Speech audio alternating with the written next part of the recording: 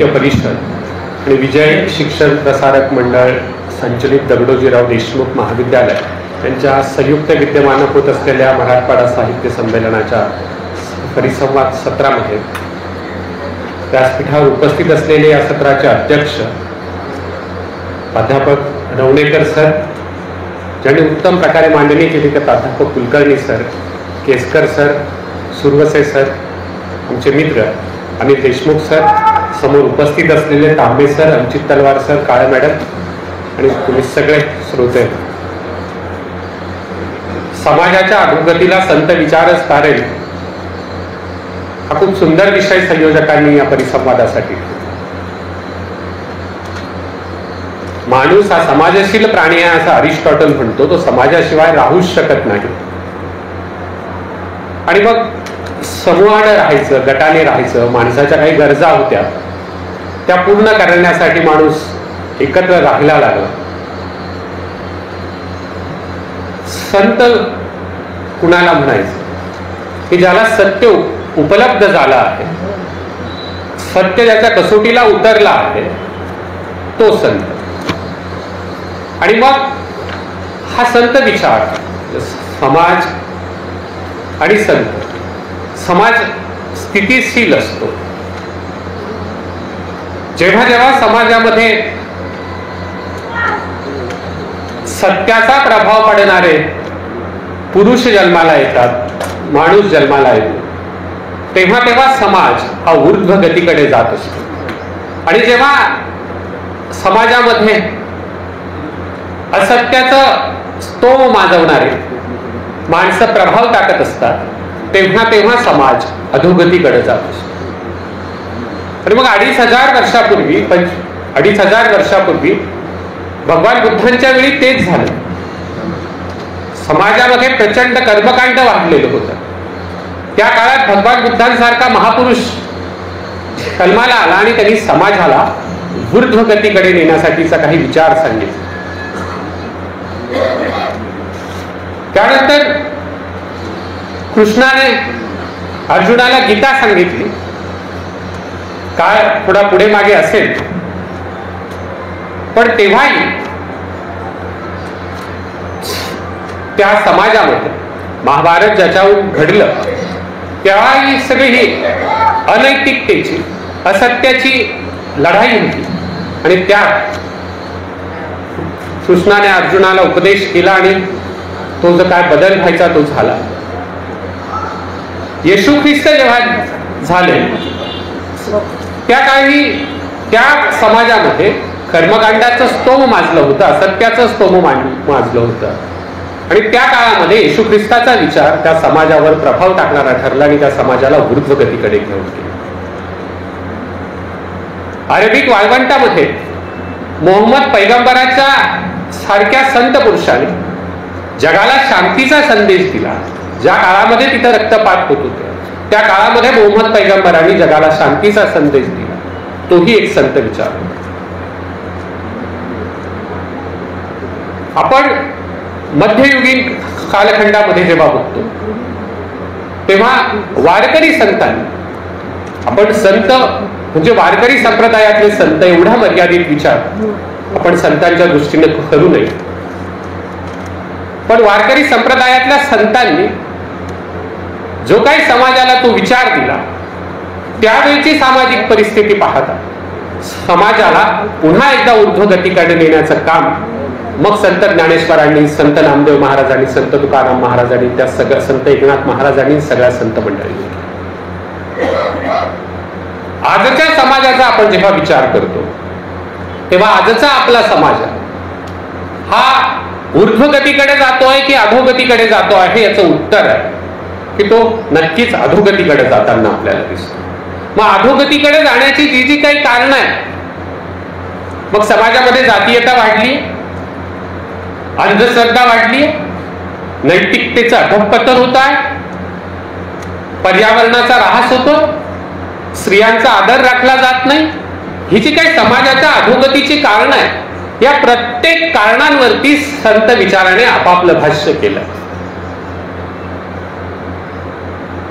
मुळात खेळ मांडियाला वाळवंटी ठाई, हे जे संत तुकाराम महाराजांनी म्हटलं, जी पंढरपूरच्या वाळवंटामध्ये समतेचा जो प्रयोग झाला आणि पंढरपूरच्या विठ्ठल मंदिराच्या रूपानं एक आध्यात्मिक लोकशाही प्रस्थापित झाली, या सगळ्या याच्यामध्ये आज जी समाजामधली अधोगतीची जी काही कारणं आहे, ती कारणं आपण पाहिली तर त्याला उत्तम प्रकारचं उत्तर संत विचारामध्ये आपल्याला दिसतं. विष्णुमय जग वैष्णवांचा धर्म, भेदाभेद भ्रम अमंगळ, हे तुकाराम महाराजांनी म्हटलं आहे. पण हा विचार आता कुठेतरी आपण विसरलो आहोत की काय, म्हणून या समाजामध्ये जातीयता आपल्याला दिसते. वारकरी संप्रदायामधली दिसणारी समता दिंडी आणि पालखी सोहळ्यामध्ये समता बघायची असेल तर तिथं दिसते. स्त्री पुरुष, लहान मोठा, गरीब श्रीमंत असा कुठलाही भेदभाव त्या दिंडीमध्ये नसतो. सगळे विठ्ठलाच्या भेटीच्या ओढीनं एकत्र चालत असतात, नामस्मरण करत असतात. इरावती कर्वेंनी त्या सोहळ्याचं सुंदर वर्णन केलंय की महाराष्ट्र जर बघायचा असेल तर वारीत चालतो तो महाराष्ट्र आहे, असं इरावती कर्वे म्हणतात. मग वारीला गेलेला माणूस गावात आल्यानंतर, दिंडीला गेलेला माणूस गावात आल्यानंतर मात्र ती दिंडीची समता दिंडीमध्ये ठेवतो आणि मग तो त्या जातीच्या गल्ल्यांमध्ये अडकून पडतो. ही समाजाची अधोगती.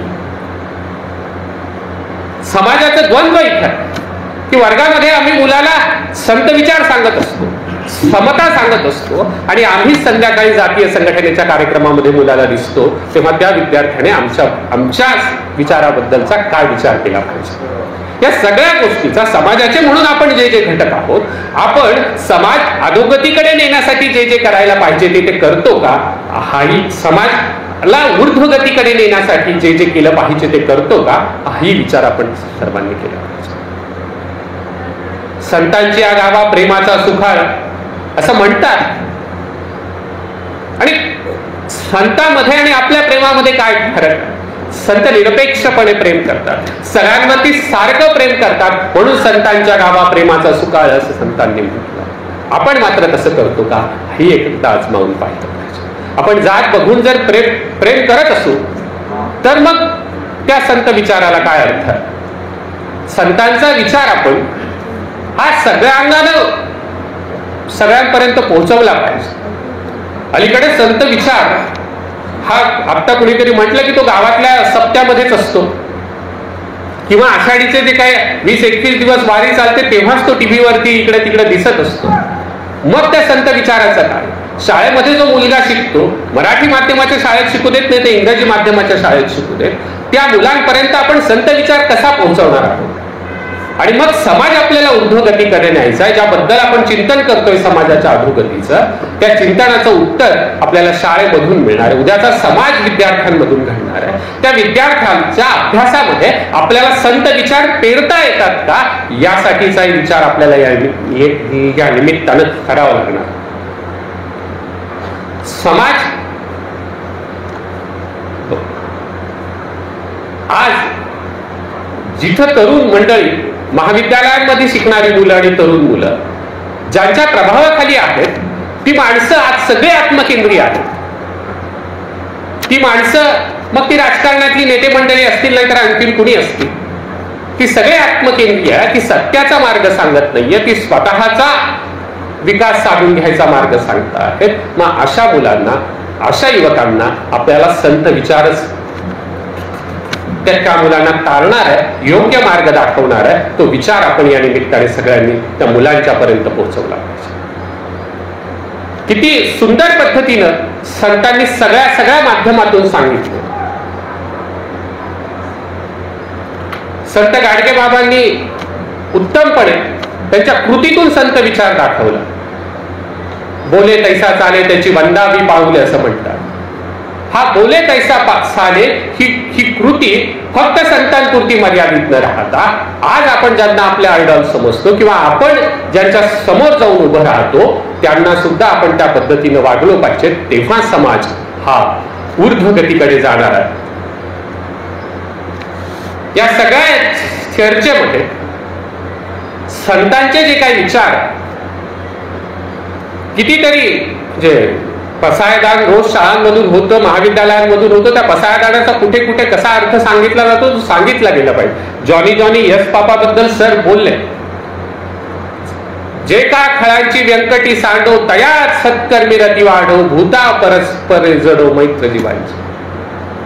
तुमच्या मनामध्ये जो काही खल चाललेला आहे तो खल कमी करून तुमच्या मनामध्ये चांगल्या विचारांची वाढ व्हावी आणि जगासमोर तुम्ही मैत्री प्रस्थापित केली पाहिजे. हा विचार आपण विद्यार्थ्यांना आणि सगळ्यांनी आपण तो विचार छयाखळांची व्यंकटी सांडो तया सत्कर्मी रती वाढो किती बदल आपण तसा विचार करतो तेही आपण बघितलं.